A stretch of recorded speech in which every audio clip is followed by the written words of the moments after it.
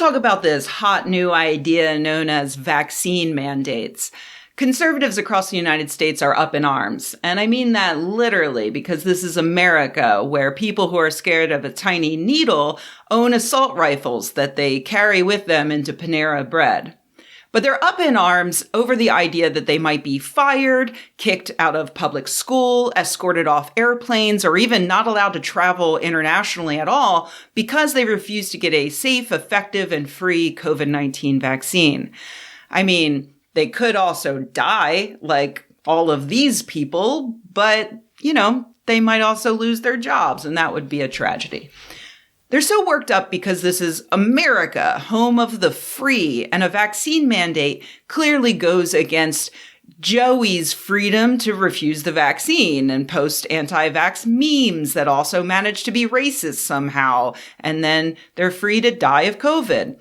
Except vaccine mandates aren't new. They've been in place pretty much since the advent of vaccines, starting with the smallpox vaccine in the 19th century. And since states and countries began instituting vaccine mandates, there have always been people like Joey doing whatever the 19th century equivalent of posting racist memes and then dying is. Probably like standing on a milk crate in the town square, ringing a bell and shouting, "Smallpox is a lie spread by Rutherford B. Hayes, and the vaccine causes one to turn into an Irishman." Something like that. So, sure enough, soon after California passed a smallpox vaccine mandate in 1889, anti-vaxxers lobbied them into adding an exemption for those who are conscientiously opposed in 1911. And in 1929, they repealed the mandate entirely. And what was their specific conscientious objection? Nothing religious, surprisingly. They really just thought exactly the same as what Joey thought before he died of COVID. It's his bodily autonomy, and he should be allowed to catch and spread whatever disease he wants. 50 years later, polio was ravaging the United States, and a vaccine was developed that would be able to completely eliminate it. Again, there were mandates, and again, in state after state, Joeys popped up to lobby for exemptions. In 1959 Ohio, it was actually Democrats who held up legislation on mandates due to anti-vaccination rhetoric. And again, there were exemptions, but they also started specifically including religious exemptions, thanks in part to the dedicated lobbying of another group, the Christian Scientists. That's capital C, capital S Christian Scientists, not to be confused with the generic Christian Scientist. That is a scientist who just happens to be Christian, like Francis Collins. To broaden the exemptions, though, to more than just Christian Scientists, religious belief was often changed to personal belief. Here in California, they just went and made the exemption so broad that pretty much anyone could opt out for whatever reason they wanted. That's not a huge deal if the number of people who are opting out is very low, or if all of the people opting out are tucked away on their compound where they treat their cancer with homeopathy and accuse each other of malicious animal magnetism. That actually happened, by the way. The Christian Scientists are bonkers. Although these days, it's worth noting, Christian Scientists, they often get vaccinated because they have their own exemption for their own religious beliefs, saying that if it's in the best interest of the public health, if it's recommended by the doctors or government, then their adherents should go ahead and get vaccinated. So yeah, so long as it's a small population of anti-vaxxers opting out, then the rest of the population still reaches herd immunity, and the anti-vaxxers don't riot in the streets. Everybody's happy. But once the number of anti-vaxxers grows, as it started to do in the 1990s, thanks in large part to Andrew Wakefield, since disgraced doctor, and then thanks to people like Jenny McCarthy and your new Jeopardy host, Mayim Bialik, that's when it becomes a real problem. California had so many people opting out of vaccines that they started having serious outbreaks of measles. And finally, by 2015, they had enough and they got rid of the vaccine exemption completely. No more religious exemption, no more personal belief exemption, no more but my freedoms exemption. New York, Maine, Connecticut, West Virginia, and Mississippi, of all places, all followed suit and are currently the only states that don't let anti-vaxxers off the hook. All of those states have hard and fast vaccine mandates. That's a good trend, right? Close the loopholes, get everyone vaccinated, no more measles outbreaks. And yet, in 2019, public health researchers published a paper looking at the rate of vaccination in California both before and after they eliminated the exemptions. They found that the number of vaccinations did not increase. The people who were using that loophole simply found another loophole. Specifically, they went with the one loophole that we can't really close, which is medical exemptions. There will always be people who are immunocompromised and or for some other reason cannot get vaccinated, which is why it's so important for the rest of us to get vaccinated. We can protect them through herd immunity. So those people shouldn't be prohibited from participating in public life just because they actually can't get a vaccination without dying or being seriously injured.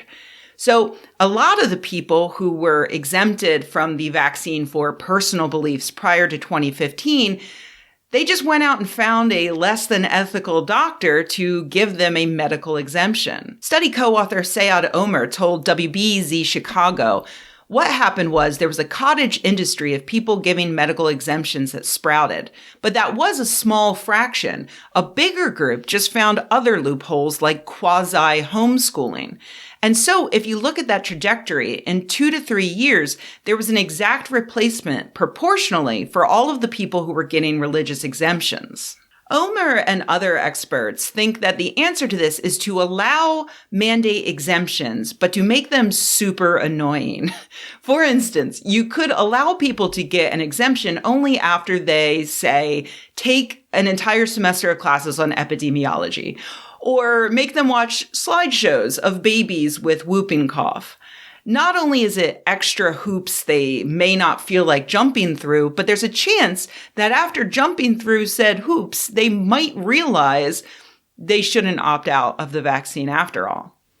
Omer points out that it's a bit of a balancing act to get an effective mandate. Not too strict, not too easy to avoid. But there are already people who are testing this with the COVID-19 vaccine.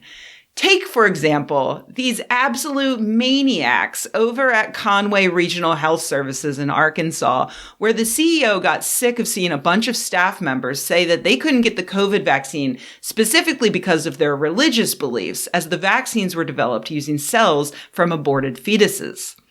First, a brief fact check. The mRNA vaccines from Moderna and Pfizer were not developed using fetal cell lines. Here in the United States, the only vaccine available that was developed that way is the traditional vaccine from Johnson & Johnson. Fetal cell lines do come from aborted fetuses, but those fetuses were aborted back in the 70s and the 80s. Researchers took cells from them and then multiplied them repeatedly. Having the same cells used across multiple labs allows scientists to be able to compare their data with as little differentiation between labs as possible, which leads to more robust results. It just makes sense. That's why these cell lines aren't just used for vaccines. So the Conway regional CEO heard his employees' religious concerns and agreed that they have every right to avoid products that in some way relied upon fetal cell lines. With that in mind, he says, "We provided a religious attestation form for those individuals requesting a religious exemption.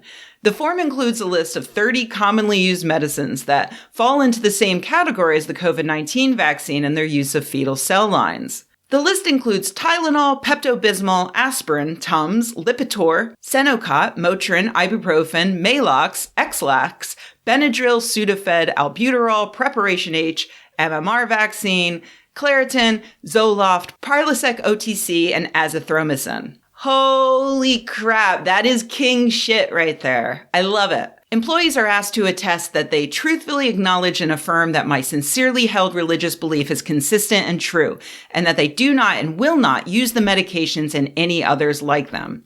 The intent of the form is twofold, Troop says. First, the hospital wants to ensure that staff members are sincere in their stated beliefs. And second, it wants to educate staff who might have requested an exemption without understanding the full scope of how fetal cells are used in testing and development in common medicines. That is fantastic because they recognize that this isn't actually a religious issue. These people are ignorant. They're completely infested with brain worms, thanks to Fox News and Facebook memes, and they're reaching for any option they can find to opt out of the vaccine. This approach does exactly what Dr. Omer suggested. Give them hoops to jump through, and along the way, give them the chance to actually learn a thing or two. I love it. I guess we'll see what happens in this impromptu social experiment. And I hope that in the meanwhile, lawmakers and other employers are taking all of this into account as they figure out the best way to get people vaccinated and keep people safe even if they cannot get vaccinated.